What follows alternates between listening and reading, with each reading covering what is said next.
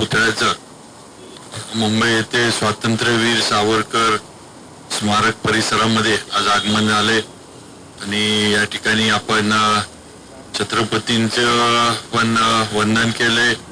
खरं म्हणजे हेमंतजींच्या माध्यमातून या पुतळ्याची निर्मिती आणि हा पुतळ्याचा प्रवास छत्रपती शिवाजी महाराजांचा जो आहे तो सुरू झालेला आहे आणि मला वाटतं पुंछपर्यंत हा पुतळा पोहोचवण्याचं काम हे हेमंतजी करतात।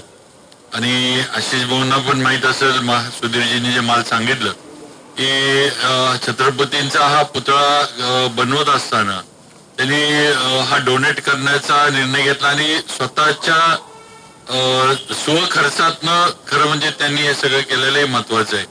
कारण याच्यामध्ये कुठलीही मदत किंवा कुठलीही सरकारी ज्याला आपण अपेक्षा म्हणतो अशी कुठलीही याच्यात नाही आहे। आणि या माध्यमातून त्यांची भावना हीच आहे की आपल्या भारताच्या सीमेवर आपली जी सरहद आहे त्याच्यावर छत्रपतींच्याकडे बघून आपल्या सैनिकांचं म्हणजे त्यांचं बल असेल, त्यांचा पराक्रम असेल, त्यांचा आत्मविश्वास असेल, हा रोज तेवढ्याच जागा झाला पाहिजे।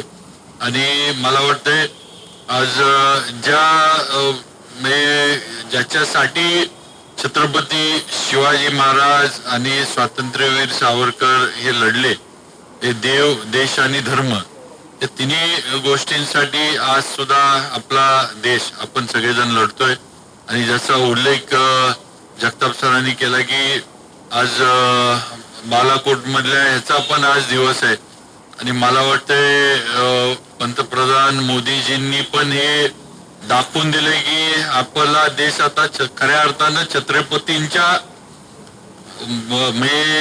इच्छेप्रमाणे मार्गक्रमण करायला लागलाय। आपण सुद्धा आता मागं वळून बघत नाही। आपल्यावर कुणी वाकडी नजर आपल्या देशावर टाकली तर त्यांना संपवण्याची पण ताकद ही आज भारतामध्ये, भारताच्या नेतृत्वामध्ये हे जगाला दाखवून दिले, हे आपण सगळ्यांनी भारतीय म्हणून बघितले।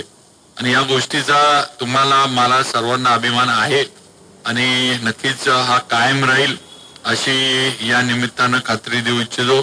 राहिला विषय छत्रपतींच्या शिवाजी महाराजांच्या जयंतीचा, तर आशिष भाऊ इथं आहेत, त्याच्याबद्दल नक्कीच आम्ही मुख्यमंत्री देवेंद्रजींबद्दल बरोबर आम्ही बोलू। त्यांचं म्हणणं आहे की पुण्यतिथी आपलं तिथीप्रमाणे शिवजयंती जी आहे ती साजरी व्हावी।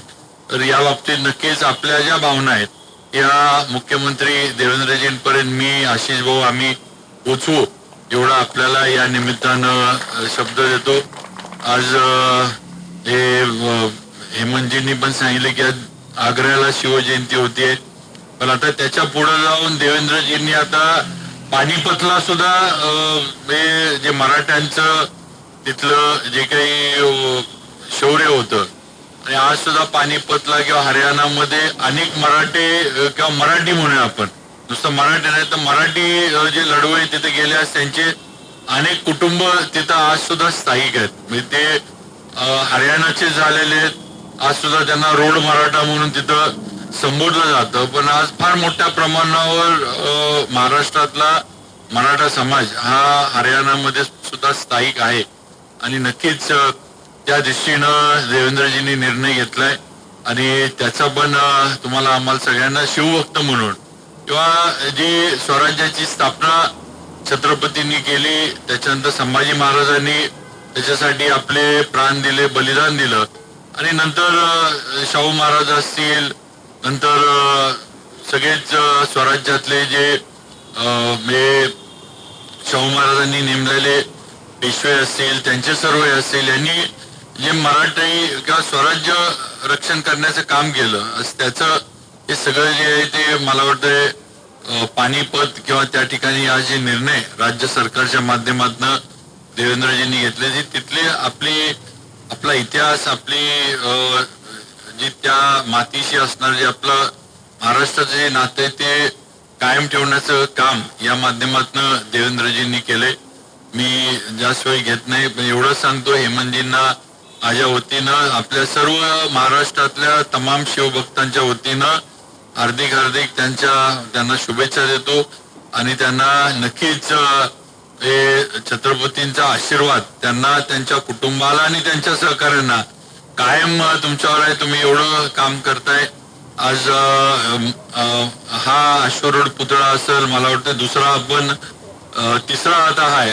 छत्रपतींचा आई तुळजाभवानीचा आशीर्वाद आपल्यावर आहे आणि तो कायम राहील एवढीच आई तुळजाभवानीच्या चरणी प्रार्थना करतो आणि थांबतो. जय हिंद, जय महाराष्ट्र.